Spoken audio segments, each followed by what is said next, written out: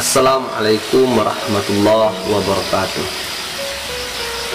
Alhamdulillahi rabbil alamin. Wa bihi nasta'inu ala umuri dunya waddin. Ashhadu an la ilaha illallah wahdahu la syarikalah. Wa ashhadu anna Muhammadan abduhu wa rasuluh la nabiyya ba'dah, amma ba'dah. Kaum muslimin yang berbahagia, Allah subhanahu wa ta'ala memberikan kepada kita ini beberapa waktu. Waktu pertama yang diberikan Allah untuk diri kita ini ialah waktu mendapatkan nikmat. Ketika Allah berikan nikmat kepada kita, pada saat itu kita dituntut oleh Allah subhanahu wa ta'ala untuk bersyukur kepada Allah. Syukur itu adalah tanda terima kasih kita kepada Allah subhanahu wa ta'ala. Maka bagi kita, ketika Allah berikan nikmat, maka kita mesti bersyukur kepada Allah subhanahu wa ta'ala. Maka syukur yang kita lakukan kepada Allah subhanahu wa ta'ala tersebut mesti kita lakukan sebanyak beberapa hal, iaitunya sebanyak 3 hal. Yang pertama, syukur kita kepada Allah melalui lisan kita ini, lidah kita. Kita ucapkan ucapan Alhamdulillah ketika kita mendapatkan nikmat dari Allah subhanahu wa ta'ala. Yang kedua, ketika kita mendapatkan nikmat dari Allah, maka kita rasakan ke dalam hati kita, kita yakini bahwa nikmat yang kita dapatkan itu merupakan nikmat dari Allah subhanahu wa ta'ala. Yang ketiga, ketika Allah berikan nikmat kepada kita, maka kita yakini bahwa nikmat itu dari Allah, maka gunakanlah nikmat itu untuk mendekatkan diri kita kepada Allah subhanahu wa ta'ala. Maka dari ketiga hal tersebut, ucapan dari lidah tanda syukur kita kepada Allah, kita yakini dalam hati bahwa nikmat itu dari Allah. Kemudian yang terakhir, nikmat yang Allah berikan kepada kita tersebut kita gunakan untuk semakin mendekatkan diri kita kepada Allah subhanahu wa ta'ala. Itu waktu yang pertama yang diberikan Allah kepada kita. Waktu yang kedua yang diberikan Allah kepada kita adalah waktu ketika kita mendapatkan musibah,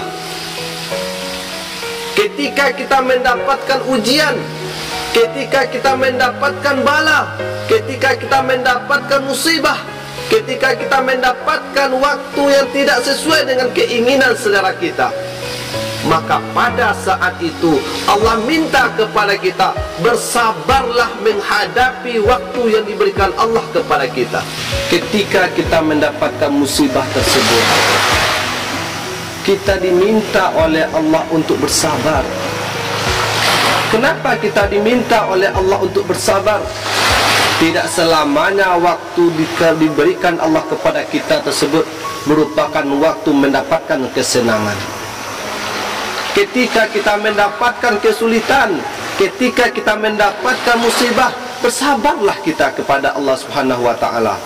Ketika kita bersabar kepada Allah, pada saat kita ditimpa musibah oleh Allah subhanahu wa ta'ala, maka ketahuilah saat itulah Allah menaruhkan redha-Nya kepada kita. Pada saat kita mendapatkan sesuatu hal yang tidak sesuai dengan hati kita, pada saat itu pula kita redha menerima ketentuan dari Allah subhanahu wa ta'ala.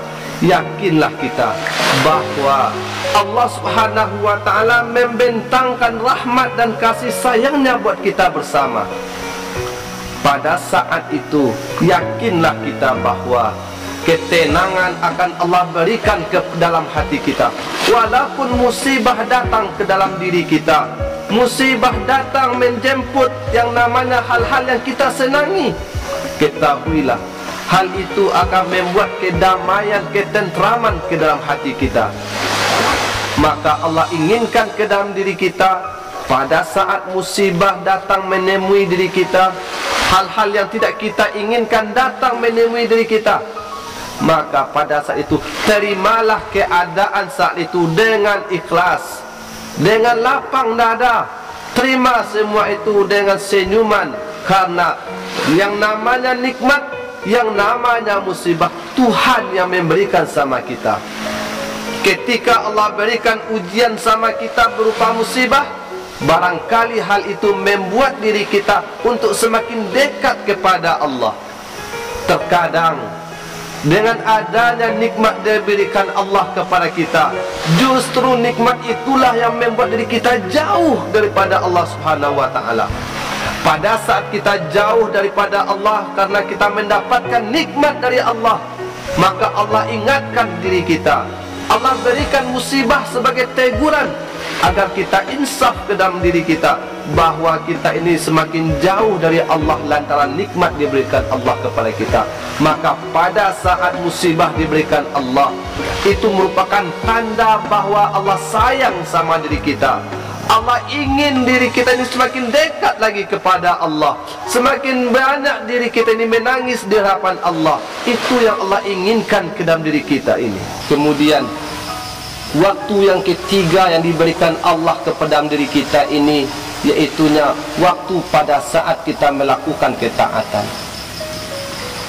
Pada saat Allah memberikan waktu kepada kita untuk mendekatkan diri kepada Allah, untuk melakukan amal soleh, untuk melakukan amal taat kepada Allah, maka pada saat itu Allah inginkan untuk diri kita ini, amalkanlah amalan taat tadi, kerjakanlah amalan soleh tadi dengan niat ikhlas mengharap redha Allah Subhanahu wa ta'ala.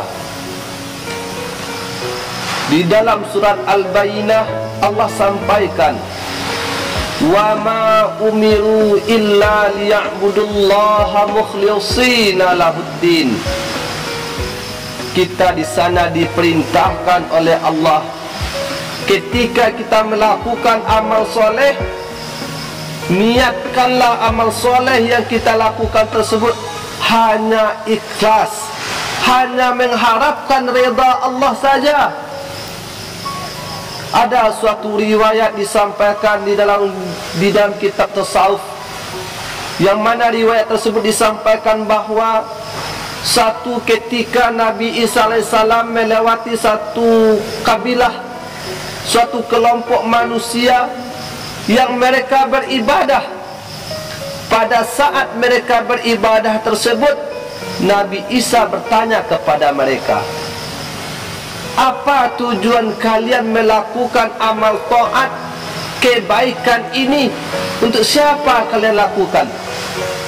Maka golongan ini menjawab kepada Nabi Isa bahwa kami melakukan amalan-amalan baik, kami melakukan ketaatan ini agar diri kami ini mendapatkan pahala dari sisi Tuhan. Apa jawaban Nabi Isa? Hal itu adalah ketentuan Allah Subhanahu wa ta'ala. Hak Allah memberikan pahala untuk amal soleh, amal kebaikan, amal taat yang engkau lakukan.